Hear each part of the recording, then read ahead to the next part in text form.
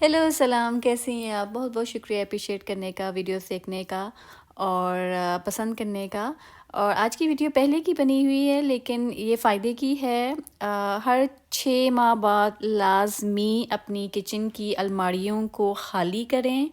उसमें यकीनन एक्सपायरी चीज़ें ज़रूर पड़ी होती होंगी खाने पीने की। बर्तन इस तरह के बड़े ख़राब हालत में पड़े होते हैं, तो इनको सही तरह से ऑर्गेनाइज ऐसे साफ़ सुथरे तरीके से अच्छे तरीके से रखने के लिए ज़रूरी है कि अपनी आस्तीनें चढ़ा लें और कोई अच्छा सा म्यूज़िक लगा लें। कुछ लोगों को तलावत टीवी पे लगा के काम करने की आदत होती है। जब पेंट्री को साफ़ करने लगें, कोई अलमारियाँ खाली करके उनको रीऑर्गेनाइज़ करने लगें, तो सबसे पहले एक पोर्शन को खोलें, उसका सामान बाहर निकालें। कोई एक टेबल हो या काउंटर हो, ऐसे आइलैंड सेंटर में किचन में बने होते हैं, उनके ऊपर आप सारा सामान रख दें। लेकिन अगर आपने सारी कैबिनेट्स को रीऑर्गेनाइज़ करना है, दोबारा से सही करना है, तो फिर तो आपको बहुत मेहनत करनी पड़ेगी।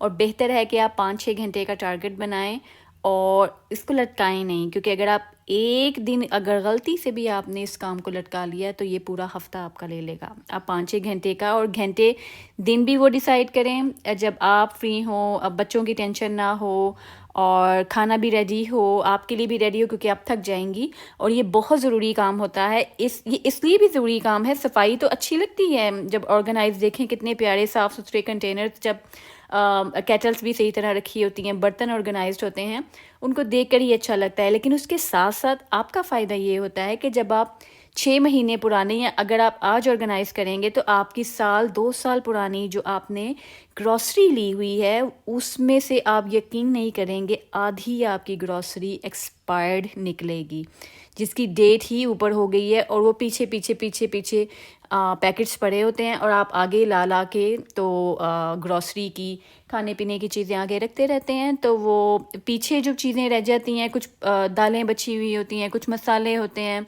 तो वो पीछे रखे रखे फिर वो एक्सपायर हो जाते हैं और जगह भी घेरे रखते हैं। अच्छा, वैसे या तो आप एक पोर्शन के एक बड़ी सी अलमारी के सामान को निकालें, फिर उसको, उसमें जो फालतू चीज़ें हैं उनको फेंक दें। एक बड़ा ट्रैश बैग, बड़ा प्लास्टिक का कूड़े वाला बैग भी आप साइड पे रखें, या पूरे का पूरा बड़ा ट्रैश बिन रख दें, जो डब्बा होता है कूड़े का, तो उसके अंदर आप बस डालते रहें। तो आपके किचन में, आप यकीन नहीं करेंगे, अगर आप वही रैपर, जो फालतू दालें हैं, फालतू मसाले हैं, कोई ढक्कन है, किसी का बाउल आपका फालतू है, आपने फेंकना है, अगर आप ऐसी चीज़ें सिंक पे फेंकते रहेंगे या किसी काउंटर में या ज़मीन में फेंकते रहेंगे, ये आप अपना एक पूरे घंटे का और भी काम बढ़ा लेंगे। तो पहले ही आप एक कूड़े का बड़ा डब्बा पास रख लें, उसमें प्लास्टिक बैग डाल दें, या एक प्लास्टिक बैग ज़रूर हैंग कर दें हैंडल के साथ किसी ड्रॉर के। तो इससे ये होगा कि आपका जो कूड़ा होगा, पेपर होंगे, कोई कंटेनर होंगे, कोई डब्बे होंगे इस तरह के, तो उनको आप फ़ौरन उस ट्रैश बिन में डालते रहें। तो इससे आपका 1 घंटा बच जाएगा। और उसके साथ साथ आप कोशिश करें अपने बजट के मुताबिक। आजकल प्लास्टिक कंटेनर्स इतने अच्छे मिलते हैं। प्लास्टिक का ये फ़ायदा होता है कि ग्लास, चूँकि बच्चों की वजह से ग्लास कंटेनर्स टूट जाते हैं और बहुत टेंशन होती है। अगर आपने ग्लास कंटेनर लेने हैं, ये आपकी अपनी मर्ज़ी है, तो अपनी मर्ज़ी के कंटेनर्स दें। उनको प्लीज़ एक दफ़ा, अब ज़िंदगी में एक ही बार वॉश करना है, इसके बाद बार बार थोड़ी मसालों को निकाल के वॉश करना है। कई लोग वैसे ही यूज़ कर लेते हैं चीज़ें। जो बाज़ार से कंटेनर्स खरीदें ऐसे डिस्पोजेबल, प्लीज़ उनके ये ऐसे पेपर भी मिलते हैं जिन पे आप लेबल कर सकते हैं कि ये दाल है, ये सूखा धनिया है, ये ज़ीरा है, तो लेबल भी मिलते हैं। वैसे मैंने लेबल नहीं लगाए। तो इस तरह आप कंटेनर्स को प्लीज़ एक बार ज़रूर धो लें। इनको धो लें और ड्राई करने के लिए रख दें। एक दिन पहले ड्राई करके रख लें ताकि अच्छी तरह उसके अंदर कोई नमी ना हो। और अब ये हालत देखें, इस हालत में आपका दिल करेगा कि आप कुछ काम करें? तो हाँ, ये हो जाता है। अगर आप आज भी क्लीन करेंगे अपने किचन की कैबिनेट्स को, तो आप यकीन नहीं करेंगे, 2 हफ़्ते बाद, 3 हफ़्ते बाद, फिर महीने बाद कुछ ना कुछ खराबी आ जाती है कैबिनेट्स में। तो परेशान ना हो। हाँ, 6 महीने बाद या अगर उससे पहले आप कर सकते हैं, आप कर लें, तो ये बहुत अच्छा आपके लिए आसानी है। और अगर कोई ज़रूरत की चीज़ ऐसी है कि जैसे कोई कंटेनर्स हैं, उनका लिड गुम गया है, या आप ये देखें, यहाँ पे इतने ज़्यादा ऐसे फालतू बर्तन मिले थे जो मेरे किसी काम के नहीं थे। और ये देखें, कढ़ाई पीछे कहीं पड़ी थी, उसके अंदर थोड़ा पानी रह गया था, लोहे की कढ़ाई थी, उसमें ज़ंग लग गया हुआ था। तो बहुत सारी चीज़ें आपकी फ़ालतू जो निकलें बर्तनों में, उसको अपने किसी ज़रूरतमंद को दे दें, या अगर आपके घरों के पास जैसे अमेरिका में अगर ज़रूरतमंद नहीं मिलते हैं, वैसे होते तो हर जगह हैं जिनको हम दे सकते हैं, लेकिन स्टोर्स भी हैं जैसे गुडविल स्टोर है और भी यहाँ पे स्टोर्स हैं, वहाँ पे आप डोनेट करके वो चीज़ें पकड़ाएं। अभी देखिए पुरानी चीज़ें पड़ी थी, एक्सपायर हो गई थी, और देखें ये इतनी ज़्यादा ज़ाया हो गई और मुझे याद भी नहीं है क्या है क्योंकि इसका रैपर ही नहीं है। तो इस तरह की इतनी चीज़ें ज़ाया हो जाती हैं। ये जो दही भल्ले जिससे हम बनाते हैं, बूंदी होती है, पकौड़ियाँ जिसको बोलते हैं, तो ये भी पड़ी पड़ी इनमें नमी आ गई थी।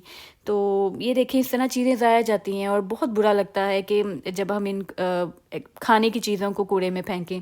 और ये देखें ज़ाया गई। और ये इतने प्यारे जो प्लास्टिक के कंटेनर्स, मैंने एक ही तरह के ख़रीदने का ये फ़ायदा होता है कि आपकी आंखों को भी अच्छा लगता है कि आपके सारी दालें, सारे मसाले और बहुत और ज़्यादा माशाल्लाह खाने में पेंट्री में चीज़ें होती हैं, प्यारी तो लगती हैं लेकिन साथ ही साथ वो सेव रहती हैं। और आपको जब ये ट्रांसपेरेंट इस तरह के आप लेते हैं जिनसे आर पार आपको नज़र आता है किस कंटेनर में क्या खाने की चीज़ है, तो इससे आपको ये फ़ायदा होता है कि आपको पता चलता रहता है। और छोटे बड़े साइज़ के लें ताकि जो पीछे की तरफ आप कोई कंटेनर रखें उनका साइज़ बड़ा हो। तो दूर अगर बड़े साइज़ की पड़ी होगी तो आगे की तरफ अगर आप छोटे साइज़ के रखेंगे तो आपको अगली छोटी साइज़ की तो कंटेनर में नज़र आ जाएगा क्या क्या डाला हुआ है, पीछे वाले भी नज़र आ जाएंगे कि जो बड़े साइज़ के पीछे आपने कंटेनर रखे थे। तो ये आपकी अपनी मर्ज़ी है कि अपने पेंट्री को किस तरह आपने सेव रखना है, सही तरह रखना है। जो आपके स्नैक्स हैं उनको इस बहुत अच्छे वाले आप कंटेनर्स में रखें, वो आपकी आंखों को भी अच्छा लगेगा क्योंकि स्नैक्स हमारी कमज़ोरी होती है दिन में। और कोशिश करें हेल्दी स्नैक्स हों। यहाँ पे फ्राइड भी स्नैक्स आपको नज़र आ रहे होंगे, ड्राई फ्रूट्स भी नज़र आ रहे होंगे, और कुछ एशियन स्टोर से, कुछ पाकिस्तानी इंडियन स्टोर से भी लिए गए स्नैक्स हैं। और कुछ ऐसे हैं जिनको फ्राई करना होता है, कुछ ऐसे हैं जो ऑलरेडी फ्राइड और रेडी टू ईट हैं।